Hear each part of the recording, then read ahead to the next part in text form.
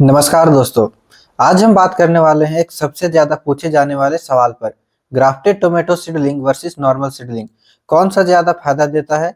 किससे ज्यादा पैदावार होता है? ज्यादा रोग प्रतिरोधक क्षमता किस पौधे का होता है, ग्राफ्टेड का या नॉर्मल का?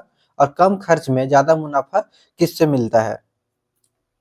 दोस्तों, ये है ग्राफ्टेड टोमेटो का सीडलिंग यानी, और इसके बगल में है दोस्तों नॉर्मल पारंपरिक तरीके से उगाया हुआ सीडलिंग।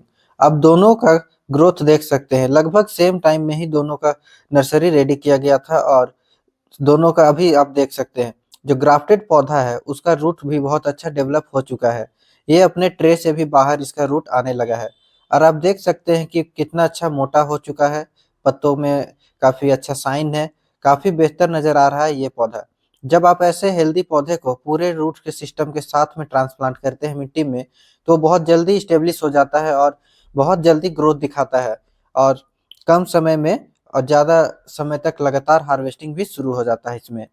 और वही आप जब इस तरीके के जो पौधे अच्छे से विकसित नहीं हो पाते हैं किसी भी कारण से, या फिर उन्हें उखाड़ करके दूसरी जगह ट्रांसप्लांट करने के दौरान इसमें जो रूट डैमेज होते हैं, उस वजह से इन्हें स्टेब्लिश करने में थोड़ा समय लगता है। पर ये पौधे भी जब एक बार स्टेब्लिश हो जाते हैं तो काम अच्छा करते हैं। अब आप देख सकते हैं दोस्तों, ये जो ग्राफ्टेड टमाटर का पौधा है, उसमें रूट स्टॉक में कितना अच्छा रूट ग्रोथ हो चुका है। काफी सारा ये वाइट रूट्स है, ये वाइट रूट्स ही है जो पौधे को मदद करते हैं काफी सारे माइक्रो न्यूट्रिएंट्स न्यूट्रिएंट्स के एब्जॉर्प्शन में, और ज्यादा दूर तक अपने जड़ को फैलने में। तो जितना ज्यादा बेहतर ये वाइट रूट्स नीचे डेवलप होगा आपके रूट सिस्टम में, उतना ही बेहतर रिजल्ट आपको मिलेगा। और यही नहीं, ज्यादा नमी होने की वजह से हमारे जो ग्राफ्टेड पौधा है उसमें जो हाइब्रिड वाला पौधा ऊपर में जिसे साइन कहते हैं, उसमें भी जड़ आने लगा है। अब देखिए, सायन में भी जड़ आ रहा है और काफी अच्छे से रूट स्टॉक और सायन का जुड़ाव हो चुका है। तो इस तरीके से जब आपका ग्राफ्टेड एरिया में जुड़ जाता है दोनों पौधा, जो हाइब्रिड है और जंगली पौधा, तो काफी अच्छा से ज्वाइंट हो जाता है। अब आपको सामने से फर्क दिख रहा होगा दोस्तों, कि दोनों पौधे में लगभग सेम टाइम का होते हुए भी कितना ज्यादा फर्क पड़ रहा है। दोस्तों, जब आप इस तरह का हेल्दी सीडलिंग ग्राफ्टेड पौधा का यूज करते हैं, तो इससे जोड़ करके जब पौधा डेवलप होता है उससे एक सुपर प्लांट तैयार हो जाता है। लेकिन अगर आप नॉर्मल सीडलिंग का यूज करते हैं, तो ये सस्ता तो है लेकिन डिजीज और वेदर स्ट्रेस में वीक पड़ जाता है, जिससे आपको हार्वेस्टिंग भी कम समय तक मिलता है।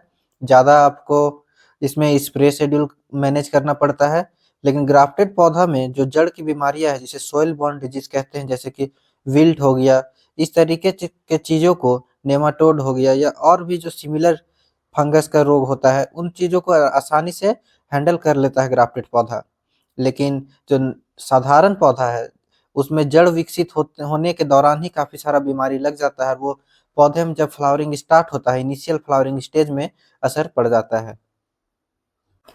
पौधा के ग्रोथ के साथ में दोस्तों, अगर आप ग्राफ्टेड यूज करते हैं या फिर नॉर्मल यूज करते हैं, तो इसमें आपको ईल्ड में भी काफी डिफरेंस देखने को मिलता है। अगर आप ग्राफ्टेड पौधा लगाते हैं तो लगभग 40 से 60% ज्यादा पैदावार आपको मिलता है, क्योंकि ये लंबे समय तक लगातार हार्वेस्टिंग आपको देते रहता है।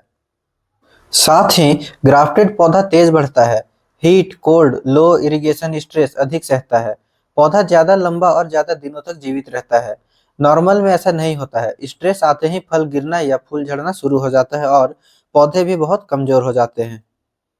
और दोस्तों, हार्वेस्टिंग, यील्ड और पौधे का ग्रोथ में इतना डिफरेंस कैसे आता है, जब अगर आप सेम पौधा ही लगा रहे हैं, टमाटर का ही, तो क्योंकि ग्राफ्टेड सीडलिंग जो होता है उसका रूट अपटेक करने का, जमीन से उसको जो खाद वो लेते हैं वो बहुत बेहतर होता है। लगभग इस पे 20 से 25% खाद आपका बच जाता है।